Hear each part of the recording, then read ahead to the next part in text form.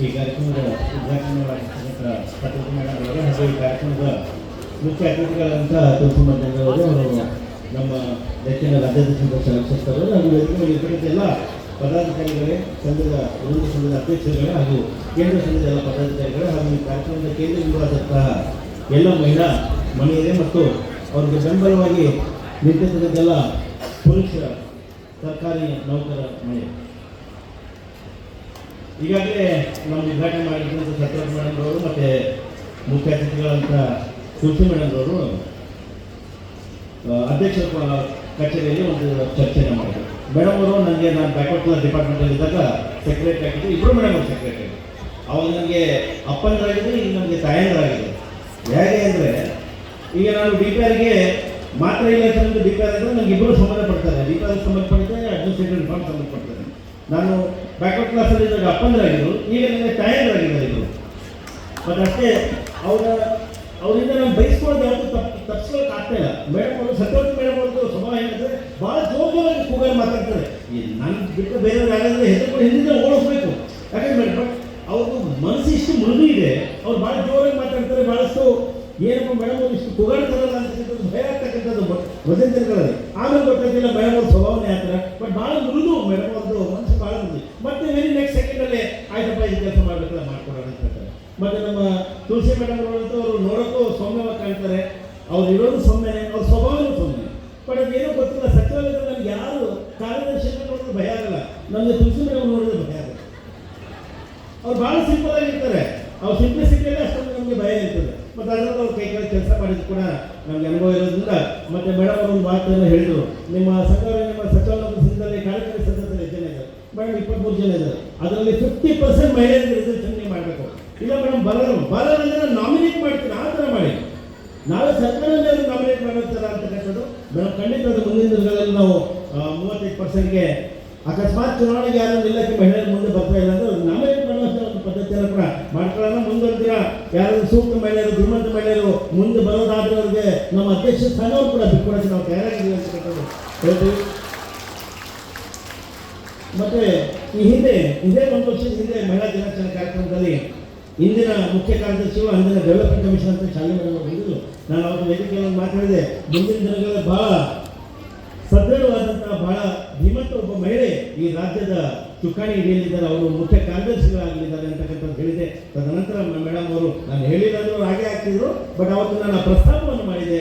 Madam ಅವರು ಮುಖ್ಯ ಕಾರ್ಯದರ್ಶಿಗಳು ಅದೇ ಥರ ಇವತ್ತು ಕೂಡ ವೇದಿಕೆಯಲ್ಲಿ ಒಬ್ಬರು ಧೀಮಂತ ಮಹಿಳೆ ಇದ್ದಾರೆ, ಅವರು ಕೂಡ ಮುಂದಿನ ದಿನಗಳಲ್ಲಿ ನಮ್ಮ ರಾಜ್ಯದ ಮುಖ್ಯ ಕಾರ್ಯದರ್ಶಿಗಳಾಗಲಿದ್ದಾರೆ. ಅದಕ್ಕೆಲ್ಲ ನಾವು ಒಂದು ಸಾಕ್ಷಿ ಆಗಲಿದ್ದೇವೆ ಅಂತ ಹೇಳ್ತಾ, ಮತ್ತೆ ಇನ್ನೊಂದು ವಿಚಾರ ಸ್ನೇಹಿತರೆ, ಮುಖ್ಯ ಕಾರ್ಯದರ್ಶಿಗಳು ನಮ್ಮ ರಾಜ್ಯಕ್ಕೆ ಮಹಿಳೆಯರು ಇದೇ ಒಂದು 10 ವರ್ಷಗಳಲ್ಲಿ ನಾವು 3 ಮುಖ್ಯ ಕಾರ್ಯದರ್ಶಿಗಳನ್ನ ನೋಡಿದ್ವಿ. ರತ್ನಪ್ರಭಾ ಮೇಡಮ್ ಅವರಿಗೆ, ಮತ್ತು ಮೇಡಮ್ ಅವರಿಗೆ, ಮತ್ತು ವಂದಿತಾ ಮೇಡಮ್ ಅವರು ನಾವು ನೋಡಿದ್ವಿ. ನಮ್ಮ ರಾಜ್ಯದಲ್ಲಿ ಇತ್ತೀಚಿನ ದಿನಗಳ ಈ ಹಿಂದೆ 10 ವರ್ಷ ಒಳಗಾಗಿ ನಾವು ಒಬ್ಬರು DG ಕೂಡ ನಾವು ಒಬ್ಬರು ಮಹಿಳೆಯರು ನೋಡಾಯಿತು. ನಮ್ಮ ರಾಜ್ಯದಲ್ಲಿ ನಾವು ಒಬ್ಬರು ಗವರ್ನರ್ ಕೂಡ ಮಹಿಳೆಯರಾಗಿರ್ತಾರೆ, ರಮಾದೇವಿ ಅಂತಕ್ಕಂಥ ಗವರ್ನರ್ ಕೂಡ ಮಹಿಳೆಯಾಗಿ ನೋಡಿದ್ವಿ. ಅಷ್ಟೇ ಆಗಿ ನಮ್ಮ ರಾಜ್ಯ ಸರ್ಕಾರಿ ನೌಕರ ಸಂಘದಲ್ಲಿ ಕೂಡ ಒಬ್ಬ ಧೀಮಂತ ಮಹಿಳೆ ರಾಜ್ಯಾಧ್ಯಕ್ಷ ಆಗಿರ್ತಕ್ಕಂಥ ಮೇಲೆ ದೇವಾಸಿ ಅವರು ಕೂಡ ಆಗಿರ್ತಕ್ಕಂಥ ನಾವು ನೋಡಿದ್ವಿ. ಬಟ್ ಅದೇನೋ ಗೊತ್ತಿಲ್ಲ, ಅದು ಯಾವಾಗ ಕಾಲ ಕೂಡಿ ಬರುತ್ತೋ ಗೊತ್ತಿಲ್ಲ. ನಮ್ಮ ರಾಜ್ಯದಲ್ಲಿ ಯಾರಾದರೂ ಒಂದು ಮಹಿಳೆ ಮುಖ್ಯಮಂತ್ರಿಗಳಾಗೋದು ಯಾವಾಗ ಆಗ್ತಕ್ಕಂಥದ್ದು. ಎಷ್ಟೋ ಸರ್ಕಾರಗಳು ಗ್ಯಾರಂಟಿಗಳು ಮಹಿಳೆಯರಿಗೆ ಕೊಡ್ತಾರೆ, ಗಂಡು ಮಕ್ಕಳಿಗೆ ಏನು ಕೊಡಲ್ಲ, ಮಹಿಳೆಯರು ಕೊಡ್ತಾರೆ. ಯಾಕೆಂದರೆ ವೋಟ್ ಬ್ಯಾಂಕ್ ಜಾಸ್ತಿ ಇದೆ. ಅವ್ರ ಮಹಿಳೆಯರು ನಮಗೆ ಮಹಿಳೆಯರ ಪರವಾದಂಥ ಈ ಸರ್ಕಾರ ಇದೆ ಅಂತಕ್ಕಂಥದ್ದು ಭಾಳ ಹೆಗ್ಗಳಿಕೆಯಿಂದ ಹೇಳ್ಕೊಳ್ತಾರೆ. ಬಟ್ ಯಾಕೆ ಮಹಿಳೆಯರನ್ನ ಮುಖ್ಯಮಂತ್ರಿ ಮಾಡಲ್ಲ ಅಂತಕ್ಕಂಥದ್ದು. ಬಹುಶಃ ಮುಖ್ಯಮಂತ್ರಿಗಳು ಮಾಡೋದಾದ್ರೆ ಯಾವುದಾದ್ರೂ ಪಕ್ಷ ಮುಖ್ಯಮಂತ್ರಿಗಳು ಮುಂದಿನ ದಿನಗಳನ್ನ ಮಾಡ್ತೀವಿ ಅನ್ನೋದಾದ್ರೆ ಯಾವ ಗ್ಯಾರಂಟಿಗಳಿದೆ ಮಹಿಳೆಯರು ಓಟ್ ಹಾಕ್ತಾರೆ, ನಾವು ಕೂಡ ಗಂಡು ಓಟ್ ಹಾಕೋ ತಯಾರು ಅಂತಕ್ಕಂಥದ್ದು. ಮತ್ತೆ ನಮಗೆ ಹೆಣ್ಮಕ್ಳಿಗೆ ಯಾಕೆ ಕೊಡ್ತಾರೆ ಅಂದ್ರೆ ತಗೊಂಡ್ರೆ ಬೆನಿಫಿಟ್ ನಿಯತ್ತಾಗಿ ಓಟ್ ಹಾಕ್ತಾರೆ. ಇಲ್ಲ ಇದನ್ನು ನಾವು ಒಪ್ಕೊಳ್ತೀವಿ. ನನ್ನ ಒಂದು ಆಸೆ ಇದೆ, ನನ್ನ ಸರ್ವಿಸ್ ರಿಟೈರ್ ಆಗೋದಕ್ಕಿಂತ ಮೊದಲು ಒಂದ್ಸಲ ಒಂದು ಮಹಿಳಾ ಮುಖ್ಯಮಂತ್ರಿಗಳ ಕೈಗಳಿಗೆ ನಾವೆಲ್ಲರೂ ಕೆಲಸ ಮಾಡಬೇಕು ಅಂತಕ್ಕಂಥದ್ದು ನಮಗೆ ಒಂದು ಆಸೆ ಇದೆ. ಮತ್ತು ಸ್ನೇಹಿತರನ್ನು 2 ನಿಮಿಷ ಮುಗಿಸೋಕೆ ವಿಚಾರ ಹೇಳಿದರೆ ಈಗಾಗಲೇ ನಾವು 1 ನಿಮಿಷ ಮುಗಿದಿದೆ ಅಂತ ಅನ್ಕೊಳ್ತೀನಿ. ಇನ್ನು 1 ನಿಮಿಷ ನಾವೆಲ್ಲರೂ ಗಮನ ಕೊಟ್ಟು ಒಂದು ವಿಚಾರನ ನಾನು ಹೇಳಬೇಕಾಗಿದೆ. ನಿಮಗೆ 2 ನಿಮಿಷ ಲೇಟ್ ಆಗಿ ಮನೆಯಲ್ಲಿ ಹೋಗಿ ಕೆಲಸ ಕಾರ್ಯಗಳು ಇರ್ತವೆ, ಅಡುಗೆ ಮಾಡೋದಿರ್ತದೆ. ಇವತ್ತು ಲೇಟ್ ಆದರೂ ಪರವಾಗಿಲ್ಲ, ನನಗೆ 1 ನಿಮಿಷದ ಮಾತನ್ನು ನಾವು ತಾವು ಕೇಳೇ ಹೋಗಬೇಕು. ಅಕಸ್ಮಾತ್ ಲೇಟ್ ಆಗೋದಾದ್ರೆ, ಮಕ್ಕಳಿಗೆ ಲೇಟ್ ಆಗೋದಾದ್ರೆ ಈಗಾಗಲೇ ಸತ್ಯವತಿ ಮೇಡಮ್ ಅವರು ಮಾಡಿರ್ತಕ್ಕಂಥ ಕೆಲಸ ತಾವು ಮಾಡಿ, ತಮ್ಮ ಗಂಡಂದರಿಗೆ ಕಾಲ್ ಮಾಡಿ, ನೀವು ಅಡುಗೆ ಮಾಡಿದ್ವಿ ನಾವು ಬಂದ್ಬಿಟ್ಟು ಜಾಹೀರಾತು ಸಂದರ್ಭದಲ್ಲಿ ನಮ್ಗೆ ಯಾವುದಾದ್ರೂ ಮುಖ್ಯವಾದಂಥ ಒಂದು ವಿಚಾರ ಪ್ರಸ್ತಾಪ ಮಾಡೋಕ್ಕೆ ಅವಕಾಶ ಸಿಗ್ತದೆ, ಆ ವಿಚಾರವನ್ನು ಹೇಳಬೇಕು ಅಂತ. ಸ್ನೇಹಿತರೆ, ನಾನು ಚಿಕ್ಕವನಿದ್ದಾಗ ನಾನು ಹೈದರಾಬಾದ್ ಕರ್ನಾಟಕ ಭಾಗದಿಂದ ನಾನು ಬಂದಂಥವನು. ನಮ್ಮ ಕಡೆ ಉರ್ದು ಭಾಷೆಯ ಪ್ರಭಾವ ಭಾಳ ಜಾಸ್ತಿ. ನಾವು ಚಿಕ್ಕವರಿದ್ದಾಗ ಕೂಡ ನಮಗೆ ಟ್ಯೂಷನ್ ಏನಾದ್ರು ಹೋಗ್ಬೇಕಂದ್ರೆ ಒಂದು ಉರ್ದು ಹೆಡ್ ಮಾಸ್ಟರ್, ಬಾಬುರಾವ್ ಅಂತಿದ್ರು, ಅವ್ರು ಉರ್ದು ಹೆಡ್ ಮಾಸ್ಟರ್, ಅವ್ರ ಹತ್ರ ನಮಗೆ ಟ್ಯೂಷನ್ಗೆಲ್ಲ ಕಳಿಸ್ತಿದ್ರು. ಅವ್ರಿಗೆಲ್ಲ ಉರ್ದು ಕಾದಂಬರಿಗಳೆಲ್ಲ ಭಾಳ ಓದೋದು ಆಸೆ. ಅವರೆಲ್ಲ ಭಾಳ ಸಲ ಉರ್ದು ಓದ್ತಕ್ಕಂಥ ವಿಚಾರನ ನಾನು ಕೇಳ್ತಿದ್ದೆ, ಸರ್ ಅಂಥದ್ದು ಏನು ಓದ್ತಿರ್ತಾರ, ನಾವೆಲ್ಲ ಭಾಳ ಚಿಕ್ಕವರಾಗಿದ್ವಿ. ಅವಾಗ ಹೇಳಿದ್ರು, ನಿಮ್ಗೆ ಇನ್ನೂ ಇದು ಗೊತ್ತಾಗಿರ್ತಕ್ಕಂಥ ವಿಚಾರ ಅಲ್ಲ, ಯಾಕಂದ್ರೆ ಇದಕ್ಕೆ ಭಾಳ ದೊಡ್ಡವರಾಗಿರ್ಬೇಕಾಗ್ತದೆ, ಅದಕ್ಕೆ ಸ್ವಲ್ಪ ನಿಮಗಿನ್ನೂ ಪ್ರಜ್ಞೆ ಬರಬೇಕಾಗ್ತದೆ. ಅಲ್ಲ ಸರ್, ಆದರೂ ಹೇಳಿ ನಾನು ತಿಳ್ಕೊಂಡು ಕುತೂಹಲ ಇದೆ ಏನು ಅಂತ. ನಾನು ಬಹಳ ಆತ್ಮೀಯನಾಗಿದೆ ಅವ್ರಿಗೆ. ಅವ್ರು ಹೇಳಿದ್ರು, ದೇವರ ಹತ್ರ ಎಲ್ಲಿ ಮುಸ್ಲಿಂ ದೇವರ ಹತ್ರ ಒಂದು ಚರ್ಚೆ ನಡೀತಾ ಇರ್ತಕ್ಕಂಥ ವಾದ ವಿವಾದ ಏನಂದ್ರೆ ಮಹಿಳೆಗೆ ಏನು ಬೇಕು, ಗಂಡನಿಗೆ ಏನು ಬೇಕು ಅಂತಕ್ಕಂಥದ್ದು. ಸೊ ದೇವರು ಒಂದು ತೀರ್ಮಾನ ಬಂದ್ಬೇಕು ಅಂದರೆ ಈ ಸಮಾಜದಲ್ಲಿ ಈ ಭೂಮಿ ಮೇಲೆ ಗಂಡಸರಿಗೆ ಮರ್ಯಾದೆ ಅಂದರೆ ಅದರಲ್ಲಿ ಹೇಳ್ತಾರೆ ಇಂತೆ ರಾಮ್ ಅಂತ. ಇಂತೆ ರಾಮ್ ಅಂದರೆ ಗೌರವ ಮರ್ಯಾದೆ ಸಮಾಜದಲ್ಲೆಲ್ಲ ಪುರುಷರಿಗೆ. ಮಹಿಳೆಯರಿಗೆ ಪ್ರೀತಿ ಮೊಹಬ್ಬತ್, ಇಬ್ಬರು ತೃಪ್ತರಾದಂತೆ, ಮಹಿಳೆಯರು ತೃಪ್ತರಾದಂತೆ ಗಂಡಂತ. ಹೌದು, ಹಾಗಾದ್ರೆ ಈ ಭೂಮಿ ಮೇಲೆ ಹೋದ್ಮೇಲೆ ನಿಮಗೆ ಕೇವಲ ಮಹಿಳೆಗೆ ಪ್ರೀತಿ ಉಳಿಯುತ್ತೆ, ನಿಮಗೆ ಸಮಾಜದಲ್ಲಿ ಗೌರವ ಜಾಸ್ತಿ ಸಿಗೋದಿಲ್ಲ. ಅದು ಗೌರವಕ್ಕೆ ಎಲ್ಲ ಪಾತ್ರದಾರರು ಪುರುಷರೇ, ಮಹಿಳೆ ಕಾಣಿ ಪ್ರೀತಿಗೆ ಪಾತ್ರದಾರರು ಅಂತ ಹೇಳ್ತಾರೆ.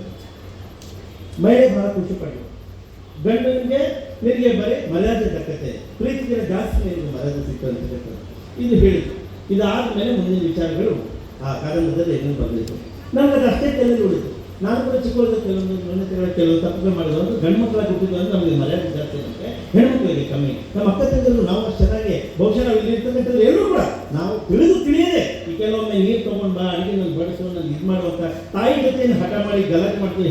ನಮ್ಮ ಅಕ್ಕ ತಂಗಿ ಜೊತೆ ಮಾಡಿರ್ತಕ್ಕಂಥದ್ದು ನಾವು ಎಲ್ಲ ಸಾಕ್ಷಿಯಾಗಿ ಇಲ್ಲಿ ಬರ್ತಾ ನಮ್ಮ ಪ್ರಜ್ಞೆ ಬೆಳೀತಾ ಇತ್ತೀಚಿನ ದಿನಗಳಲ್ಲಿ ಕೂಡ ಹೇಳ್ತೀನಿ. ನಾನು ಡಿಸ್ಟ್ರಿಕ್ಟ್ ಆಫೀಸರ್ ಬ್ಯಾಕ್ವರ್ಡ್ ಕ್ಲಾಸ್ ಅಲ್ಲಿದ್ದಾಗ ಒಂದು ತಿಂಗಳು ನಾನು ಚಾನ್ಸ್ ಕೊಟ್ಟಿದ್ದೆ ಸೋಷಿಯಲ್ ವೆಲ್ಫೇರ್ ಜಡಿ ಕೋರ್ಸಲ್ಲಿ.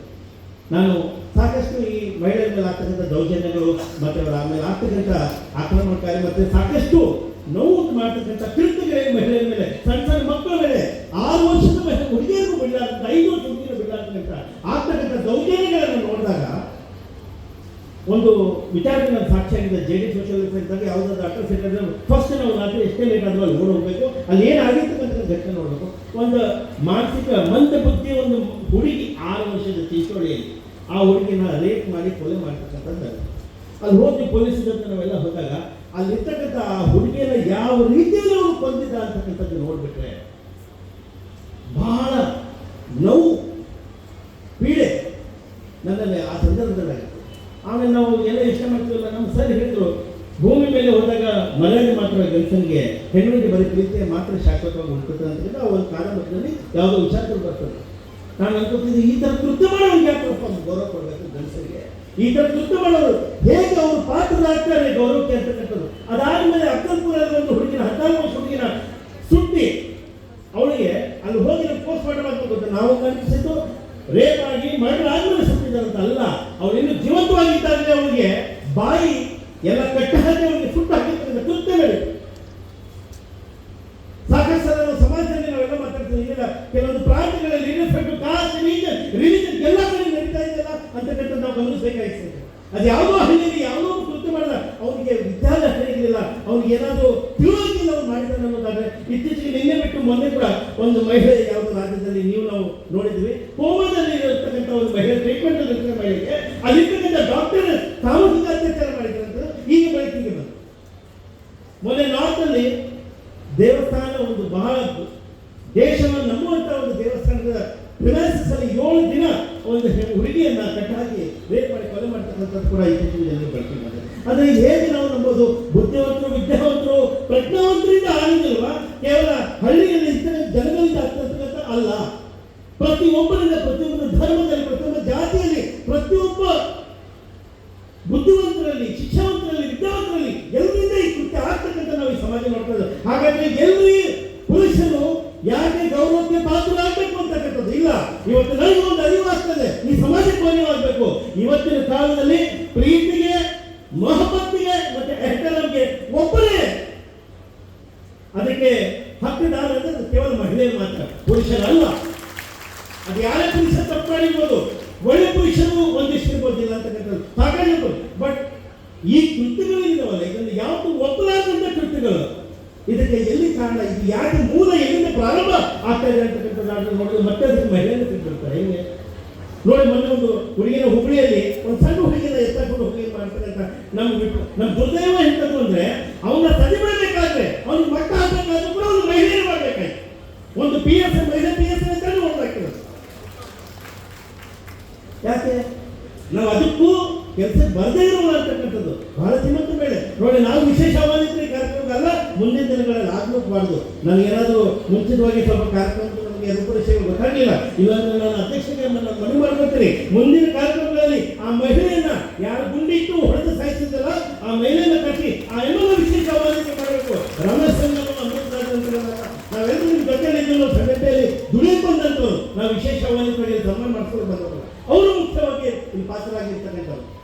ಹಾಗಾಗಿ ಸ್ನೇಹಿತರೆ, ಯಾಕೆ ವಿಚಾರದಿಂದ ಹೇಳಬೇಕಾಗ್ತಾ ಇದೆ ಮಹಿಳೆಯರಿಗೆ, ಯಾಕೆ ನೀವು ಒಂದು ನಿಮಿಷ ಕೂತ್ಕೊಂಡು ಇದು ಕೇಳಿಸ್ಕೊಂಡು ಹೋಗಿ ಅಂತ ಹೇಳೋದಂದ್ರೆ, ಎಲ್ಲ ಕಡೆ ಇನ್ವೆಸ್ಟಿಗೇಷನ್ ಆದ್ಮೇಲೆ ಗೊತ್ತಾಗುತ್ತೆ ಅವನಿಗೊಂದು ತಾಯಿ ತಂದೆ ಇರ್ತಾರೆ, ಅವ್ನ ಕೃತ್ಯಗಳನ್ನು ಜೈಲಿಗೆ ಹೋಗಿ ಮತ್ತೆ ಅನುಭವಿಸೋರು ತಾಯಿ, ಅವ್ರ ಮನೆಯಲ್ಲಿ ಇರ್ತಕ್ಕಂಥ ಹೆಣ್ಮಕ್ಳು, ಅವ್ರ ಮನೆಯಲ್ಲಿ ಇರ್ತಕ್ಕಂಥ ಸಹೋದರಿಯರು.